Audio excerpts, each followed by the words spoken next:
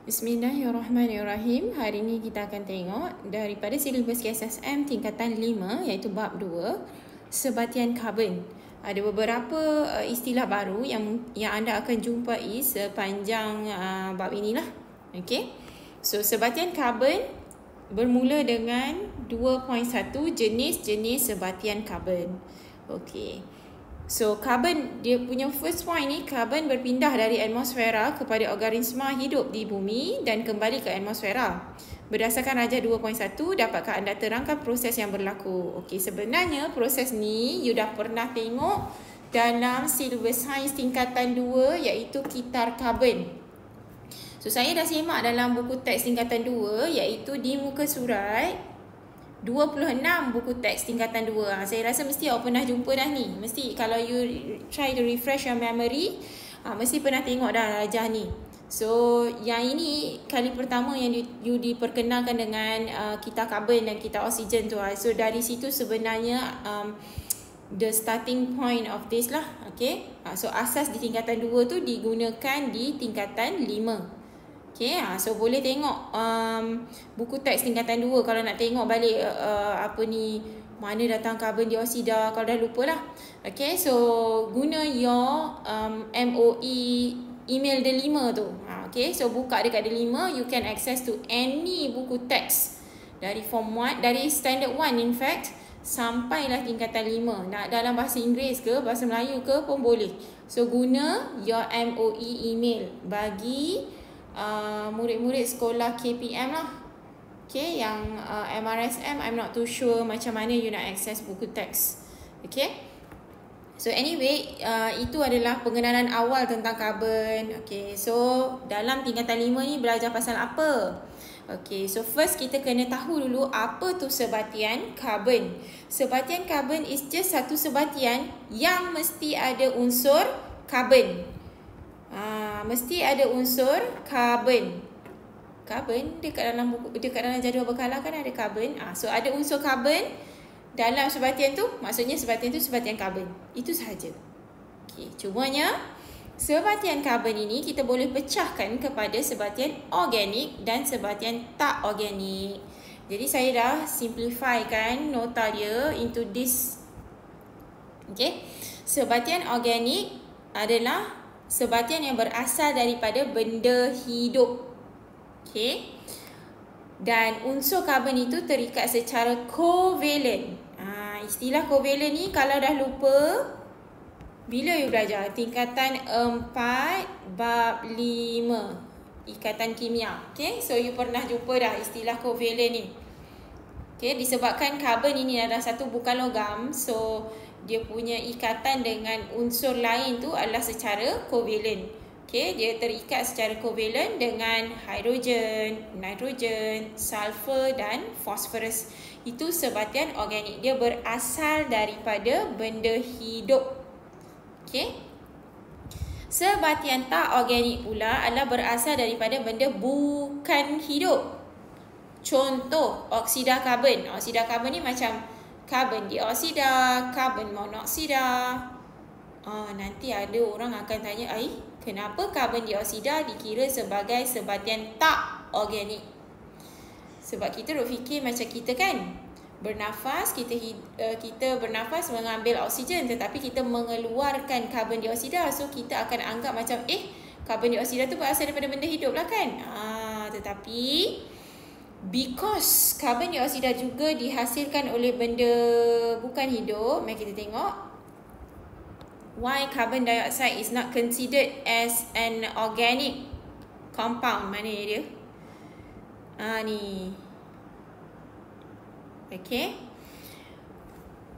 So ni ayat towards the end of this towards the end of this paragraph. In the case of carbon dioxide, this part. In the case of carbon dioxide, yes, living organisms produce it, but so do many other natural processes. Therefore, it was classified as inorganic. Memang betul ada benda hidup yang menghasilkan karbon dioksida. Contoh macam kita lah. Kita release karbon dioksida kan. Kita hembus tu. Okay, udara hembusan tu. Tapi disebabkan ada juga proses yang secara natural tu, secara semula jadi tu ada menghasilkan juga karbon dioksida, maka dia dikira sebagai inorganic compound, sebatian tak organik. Proses apa yang menghasilkan karbon dioksida ni ada banyak. You have to read further lah. Boleh search on this. It is everywhere. Dalam mana-mana bahan bacaan pun, in whichever level, in whichever language pun, dia akan classify karbon dioksida sebagai inorganic atau sebatian bukan organik. Okay, sebatian tak organik. Sebatian tak organik. Istilahnya adalah sebatian tak organik. Okay, so no more, tak payah argue about it. Okay, so karbon dioksida adalah satu sebatian tak organik. Okay, so saya dah explain kat situ. Okay, so selain daripada oksida karbon, sebatian karbonat, contoh kalsium karbonat. Kalsium karbonat ni bila you pernah jumpa? Paling frequent you jumpa istilah kalsium karbonat ni adalah dalam chapter kadar tindak balas lah, marmar tu. Marmar, batu marmar, batu kan, dia benda bukan hidup lah obviously. So itu adalah satu sebatian karbonat lah. Sebab contoh marmar adalah kalsium karbonat. So itu sebatian tak organik. Sebatian sianida pula tak ada you jumpa dalam syllabus you at all. Yang jumpa sianida ni dan if you watch any action movies or war movies, dulu orang guna hydrogen cyanide as bioweapon, senjata biologi. Even now pun sebenarnya orang guna sebagai senjata biologi, sebab hydrogen cyanide ni adalah satu gas, okay, yang if dia release to the air and orang hidup, orang tu boleh mati. So that's why dia dipanggil biological weapon. Dia tak perlu pun tembak-tembak orang tu, tak perlu. Dia just release that gas sahaja. So you boleh search on this juga. So that's sebatian sianida ni tak ada, you tak guna pun sepanjang you punya chemistry in tingkatan 4 atau tingkatan 5. It's just mentioned here, hanya disebut sahaja di sini. Okay, nak mengatakan bahawa sebatian tu adalah satu sebatian tak organik. Kalau you want to read further, if you are interested, you boleh baca. World War, I'm not sure World War mana yang guna, tapi memang ada dalam World War digunakan sebatian sianida ni, hydrogen cyanide ni, sebagai biological weapon. It's just an information, it's just a knowledge for you lah. Okay, so kita go further. Fokus kita sebenarnya kepada sebatian organik ini. Okay, so tadi kita dah sebut sebatian karbon tu boleh dipecahkan kepada sebatian organik dengan sebatian tak organik. Kemudian di sebatian organik pula boleh dipecahkan kepada, dibahagikan kepada hidrokarbon dan bukan hidrokarbon. Okay, hidrokarbon ni apa? Hydro, okay, you made an intelligent guess already lah. Hydro kat sini means hydrogen, carbon kat sini means carbon lah. Bermaksud dalam sebatian ini selain daripada unsur carbon, dia ada juga unsur hydrogen. And hanya ada dua unsur ni sahaja, dua jenis unsur ni sahaja, nothing else. So dia adalah satu, hydrokarbon adalah satu sebatian organik yang mengandungi, macam mana saya je ni, yang mengandungi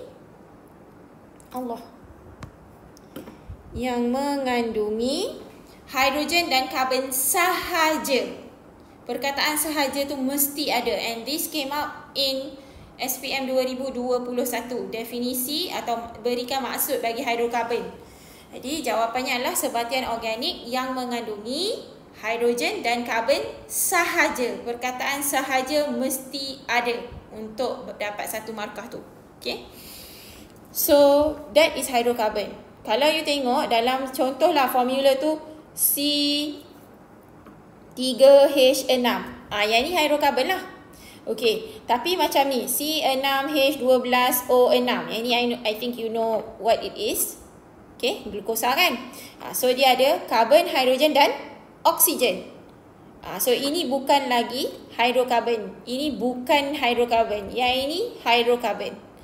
Sebab syarat untuk menjadi hidrokarbon, dia mesti ada unsur karbon dan hidrogen sahaja, nothing else. Okay, berapa banyak karbon, berapa banyak hidrogen tu don't care lah. Tapi dia hanya ada karbon dan hidrogen sahaja. Saya harap itu clear lah. Okay, so kalau bukan hidrokarbon pula, Dia ada karbon, dia ada hidrogen, dia ada ni ada unsur lah. Termasuklah oksigen, nitrogen, fosforus, klorin, bromin, iodin, halogen. Halogen adalah daripada kumpulan 17. Yang ini you belajar dalam tingkatan 4 bab 4 kumpulan 17. Refresh your memory. Kena tahu klorin warna apa, klorin ni dalam keadaan apa pada suhu bilik. These are all the things that you have learned dalam tingkatan 4. Memang it has nothing to do with this one, warna, gas ke apa benda tu dekat sini. Tetapi it's just to refresh your memory lah. Okay. So hidrokarbon ni pula boleh dipecahkan kepada hidrokarbon tepu dan hidrokarbon tak tepu. Apa benda hidrokarbon tepu? Hidrokarbon tepu is just hidrokarbon tu, dia hanya ada ikatan tunggal antara atom karbon. Apa maksudnya ikatan tunggal? Nampak tak bila saya lukis, this is called formula struktur. When we do it this way, ini dipanggil formula struktur. Okay, the one in pink ni, ini dipanggil formula struktur. Sebelum ni, you pernah jumpa formula empirik, formula molekul, formula kimia. So, this time around is formula struktur. Formula struktur menunjukkan bagaimana setiap unsur itu bonded to another unsur. Bonded is diikat. Diikat dengan dengan unsur yang lain. Itu formula struktur. So that's why it is a drawing lah basically formula struktur ni. Macam mana setiap unsur itu diikat dengan unsur lain. Itu formula struktur. So untuk hidrokarbon tepu, you hanya akan nampak ikatan tunggal antara atom karbon. Dia mesti antara atom karbon, bukan karbon dengan hidrogen ni. Ini bukan tau. Kita bukan tengok yang ini. Kita tengok antara atom karbon dengan atom karbon. So dia hanya ikatan tunggal sahaja. Ada satu je di ikatan dia. Okey, itu dipanggil hidrokarbon tepu. Okay, so nama kumpulan ini, dia tak dipanggil kumpulan. Dia dipanggil siri homolog. Tapi basically it means the group name lah. Macam dalam periodic table, dalam jadual berkala, kita sebut kumpulan 1. Ahli dia adalah lithium, natrium, kalium and so on. Kumpulan 17, fluorin, klorin, bromin, iodin, asetin. Itu dia dipanggil kumpulan. Tapi untuk sebatian karbon ini, untuk hidrokarbon ini, kita tak panggil that fellow tu kumpulan. Kita panggil dia sebagai siri homolog. So this is where you diperkenalkan dengan istilah alkana. So kalau you nampak dia ada karbon dan hidrogen sahaja, itu maksudnya dia hidrokarbon. Okay. Dan antara atom karbon tu hanya ada single bond sahaja, ikatan tunggal sahaja. Itu adalah hidrokarbon tepu. And the only siri homolog yang hidrokarbon tepu dalam your syllabus adalah alkana sahaja. Alkana. Okay. So kita tengok pula hidrokarbon tak tepu. Hidrokarbon tak tepu. Apa bendanya hidrokarbon tak tepu? Hidrokarbon dia masih ada karbon dan hidrogen sahaja.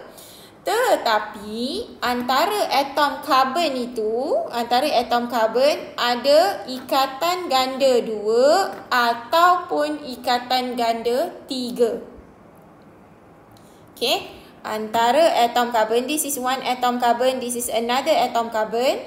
Ada ikatan ganda 2. Nampak tak ni? Ada 2 ni kan? So ikatan ganda 2.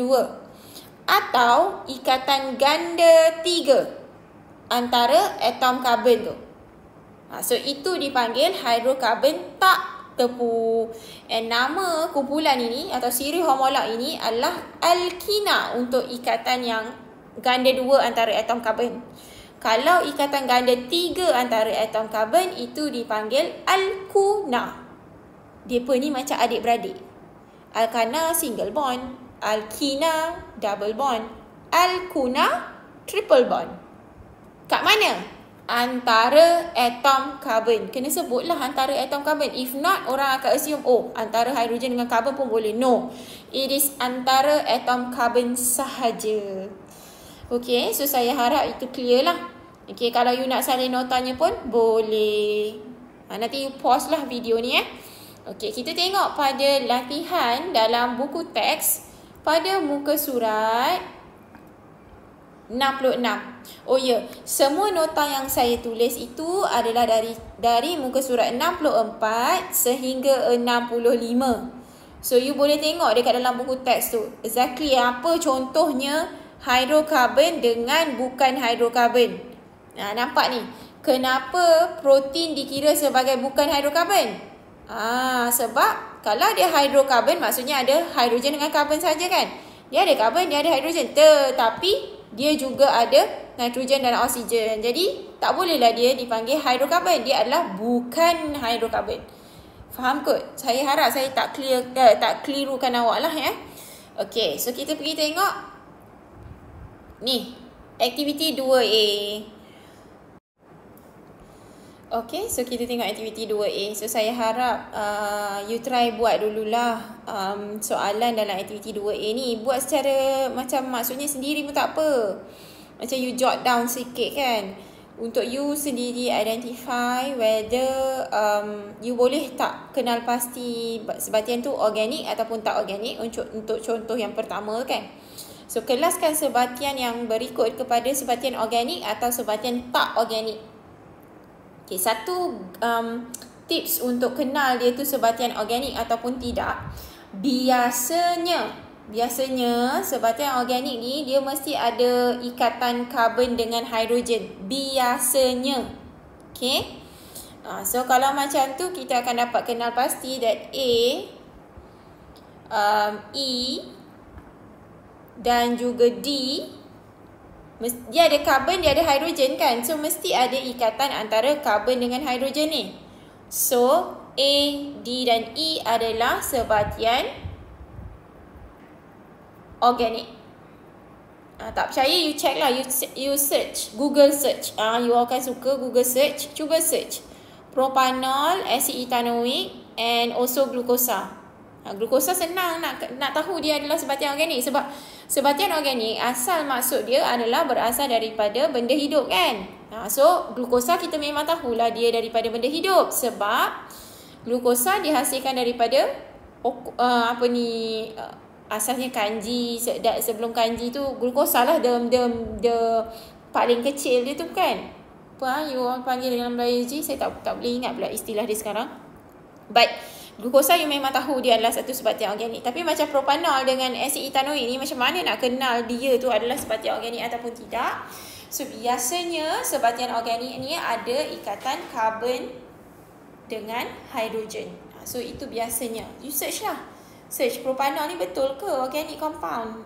They will tell you, kalau you Google it will be in English lah kan. Tapi it's simple English. So you should be able to understand. Macam asid etanoik, dia sebenarnya dipanggil juga organic acid. Acid organik. So daripada nama dia pun, dia punya group tu, asid etanoik ni dia ada satu group.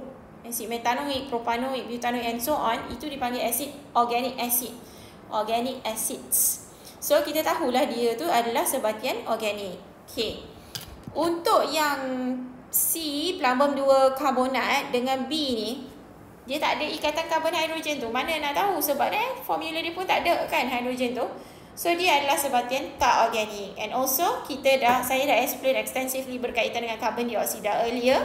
So you should be able to know that karbon dioksida bukan organik lah, sebatian tak organik. Plumbum 2 karbonat dia adalah satu sebatian karbonat. So dia sebatian tak organik juga. Okay? Macam tu. So soalan nombor 2, nak kenal pasti istilah. Dia instead of asking you apa maksud benda ni, dia tanya, dia dah bagi maksud tu, you kena bagi tahu apa benda tu, apa istilah tu. So disebabkan saya dah conteng banyak-banyak ni, saya padam dulu. Okay. So kat sini yang ini apa? Sebatian yang mengandungi unsur karbon. So ini apa benda ni? Ini adalah sebatian karbon. Okey. Hidrokarbon yang mempunyai ikatan tunggal sahaja antara atom karbon lah. Maksudnya they are referring to antara atom karbon tu hanya ada ikatan tunggal sahaja. So ini dipanggil hidrokarbon tepu. Okay. C. Sebatian organik yang mengandungi unsur karbon dan hidrogen sahaja. Remember? Ini soalan SPM 2021. Sebatian organik yang mengandungi karbon dan hidrogen sahaja itu adalah apa benda tu? Itu adalah hidrokarbon. Okey, D. Sebatian karbon yang dihasilkan daripada benda hidup. Ini apa? Ini adalah sebatian organik. Betul kan? Daripada benda hidup. Hidrokarbon yang mengandungi ikatan ganda 2 atau ganda 3 antara atom karbon. So, ini adalah hidrokarbon tak tepu. Okey? Boleh tengok baliklah dalam nota sebelum ni. Oh ya, ada satu cikgu, Cikgu Zulkifli Mahmud. Okay. Dia ada bagi satu tips untuk identify untuk senang identify hidrokarbon tepu dengan tak tepu. Okay. Tapi you have to know the English name dululah. Istilah hidrokarbon tepu ini dalam bahasa Inggeris, hidrokarbon tepu dipanggil saturated hydrocarbon. Saturated hydrocarbon. Hidrokarbon tak tepu dipanggil unsaturated hydrocarbon. Okay, dia coin these tips based on nama ni lah. Okay, dia kata saturated ni kita eja perkataan ni satu kan. Nampak tak perkataan satu? Ini kita baca dia. Ini macam kita melayukan dia. Unsatu. Unsatu means bukan satu. It's just a way to kenal pastilah. You do however asalkan you boleh identify lah. So, satu ikatan tunggal. So, dia adalah saturated hydrocarbon. So, saturated hydrocarbon adalah hydrokarbon tepu. Hidrokarbon tepu apa? Satu ikatan sahaja. Ikatan tunggal sahaja antara atom karbon. So, dia saturated hydrocarbon. Satu sahaja ikatan tunggal. Ikatan tunggal. Dia ada tunggal ni satu lah kan? Ikatan tunggal antara atom karbon. Yang unsaturated pula, you baca sebagai unsatu. Unsatu means bukan satu lah. Maksudnya dia ada dua ikatan ganda 2 antara atom karbon. Ataupun ikatan ganda 3 antara atom karbon. Dia bukan satu. Itu je. Unsatu means bukan satu. Just a way for you to remember. Buatlah macam mana pun, asalkan you boleh kenal pasti hidrokarbon tepu dengan hidrokarbon tak tepu. Kalau saya, I see it macam ni. Hidrokarbon tepu ni, karbon dia semua, keliling karbon tu penuh dengan atom. Untuk yang hidrokarbon tak tepu pula, dia ada ruang kat sini. Tu yang dia, untuk saya ingat dulu masa saya nak ingat lah. Okay, buatlah macam mana pun. Dia ada ruang lagi di atas tu. Okay, so dia tu dipanggil hidrokarbon tak tepu. Itulah saya punya way of looking at things. So saya tak tahulah macam mana you nak buat, asalkan you dapatlah the idea hidrokarbon tepu dengan hidrokarbon tak tepu. Kenapa the emphasis on hidrokarbon tepu dan hidrokarbon tak tepu ni is because later on dia akan ada topik yang berkaitan dengan alkana, alkina dan juga alkuna ni. Macam mana kita nak lukis formula struktur dia, apa formula molekul dia, siapa ahli alkana, siapa ahli alkina, alkuna dan sebagainya. Sebab tu dia punya emphasis is on hidrokarbon tepu dengan hidrokarbon tak tepu. Okay, so dalam video yang seterusnya insyaAllah kita akan tengok kepada sumber hidrokarbon ini. Sumber hidrokarbon ini. Okay, so insyaAllah kita jumpa dalam video seterusnya. Sekian, terima kasih.